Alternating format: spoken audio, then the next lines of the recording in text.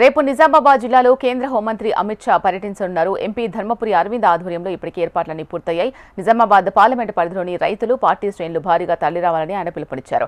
నిజామాబాద్ కేంద్రంగా జాతీయ పసుపు బోర్డు ఇవ్వడమే కాకుండా ఇందూరు రైతు బిడ్డ పల్లె గంగారెడ్డిని జాతీయ పసుపు బోర్డు చైర్మన్ గా నియమించారని ఎంపీ అరవింద్ తెలిపారు. పసుపు బోర్డు కారణంగా ఈ ప్రాంత రైతాంగానికి మేలు జరుగుతోంది అంటున్న బీజేపీ ఎంపీ ధర్మపురి అరవింద్తో మా ప్రతినిధి భూపతి ఫేస్ టు ఫేస్. తెలంగాణలో కేంద్ర హోంమంత్రి రేపు పర్యటించబోతున్నారు. నిజామాబాద్లో జాతీయ పసుపు బోర్డు కార్యాలయంతో పాటు రైతు సమ్మేళన కార్యక్రమంలో హోంమంత్రి అమిత్ షా పర్యటించబోతున్నారు. ఈ పర్యటనకు సంబంధించి ఏర్పాట్లు తెలుసుకునే ప్రయత్నం చేద్దాం. మనతోటి నిజామాబాద్ ఎంపీ సీనియర్ బీజేపీ నేత అరవింద్ గారు ఉన్నారు, వారితో మాట్లాడదాం. సార్ చెప్పండి, అరవింద్, మన కేంద్ర హోంమంత్రి పర్యటన ఎట్లా పోతుంది? అమిత్ షా గారు హెలికాప్టర్ దిగగానే వెంటనే పసుపు బోర్డు కార్యాలయం ఇనాగరేషన్కి వెళ్తారు. అక్కడే ఆ కార్యక్రమము చేసుకొని పూజా కార్యక్రమం చేసుకొని అక్కడ నుంచి అఫీషియల్ మీటింగ్కి వెళ్తారు. అఫీషియల్ మీటింగ్లో కేంద్ర రాష్ట్ర నాయకులు ఎవరు ఉన్నా, బ్యూరోక్రాట్స్ ఉన్నా, రైతులు, బిజినెస్ కమ్యూనిటీ వాళ్ళు ఉంటారు. అక్కడి నుంచి ఆ పూర్తి చేసుకొని ఈ 2 ప్రోగ్రాంలు అరగంట సమయం కేటాయించారు. ఆ తర్వాత స్ట్రెయిట్గా డి శ్రీనివాస్ గారు స్టాచ్యూ ఇనాగరేషన్ చేస్తారు. అదొక 5 నిమిషాల కార్యక్రమం. స్ట్రెయిట్గా పక్కనే ఉన్న పాలిటెక్నిక్ గ్రౌండ్లో రైతు మహాసమ్మేళనంలో పాల్గొంటారు.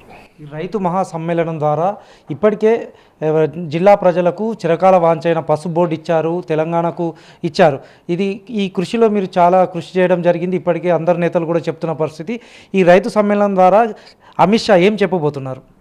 కేవలం పసుపు బోర్డే ఇవ్వలే, మనకి పసుపు బోర్డు ఇచ్చిండ్రు, కేంద్ర కార్యాలయము నిజామాబాద్కి ఇచ్చిండ్రు, పసుపు బోర్డు మొట్టమొదటి చైర్మను ఇందూరు బిడ్డకి, ఆర్మూరు బిడ్డకి పసుపు రైతుకి ఇచ్చిండ్రు.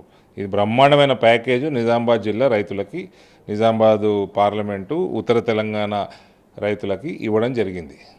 పసుపు బోర్డే ఉండొచ్చు, కానీ మన బిడ్డ జాతీయ చైర్మన్ కావడం అన్నది అందరు రైతులకు సంతోషం.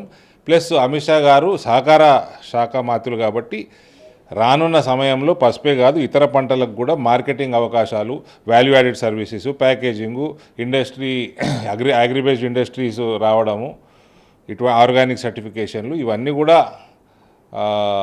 ఇందులో భాగంగా ఉంటాయి. కాబట్టి అందరు రైతులు మేము ఆహ్వానించినాము.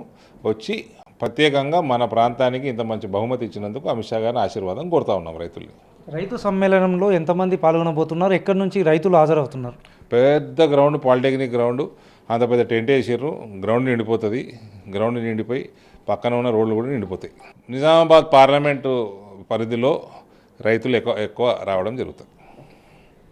రేపటి జరిగే జాతీయ కార్యక్రమానికి జాతీయ కేంద్ర హోంమంత్రి హాజరవుతున్నారు. అంతేకాకుండా రాష్ట్రానికి సంబంధించిన నేతలు కూడా హాజరవుతున్నారని చెప్తున్నారు. కేంద్ర హోంమంత్రి కార్యక్రమానికి పెద్ద ఎత్తున రైతులు హాజరవుతున్నారు. పసుపు బోర్డు కార్యాలయం ప్రారంభంతో పాటు రైతు సమ్మేళన కార్యక్రమంలో హోంమంత్రి పాల్గొనబోతున్నారు. ఈ కార్యక్రమానికి నిజామాబాద్ పార్లమెంటు పరిధిలోని రైతులు పెద్ద సంఖ్యలో హాజరవుతున్నారని ఎంపీ అరవింద్ చెప్తున్న పరిస్థితి. కెమెరా పర్సన్ కళ్యాణ్తో భూపతి, HM టీవీ, నిజామాబాద్.